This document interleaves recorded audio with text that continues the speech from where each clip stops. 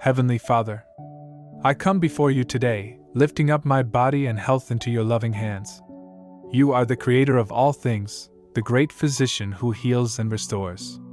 Lord, I ask for your divine touch upon my body.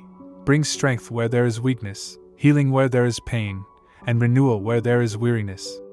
Your word says in Jeremiah 30 verse 17, "For I will restore health to you, and your wounds I will heal, declares the Lord." I hold on to this promise, trusting in your power to bring wholeness and restoration.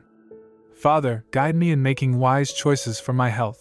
Help me to nourish my body, care for it, and use it to glorify you. Remove any sickness, disease, or discomfort, and replace it with vitality and well-being. Grant me peace of mind, knowing that you are with me through every trial. I thank you in advance for your healing, for I know that your love and mercy endure forever. In Jesus' mighty name I pray. Amen.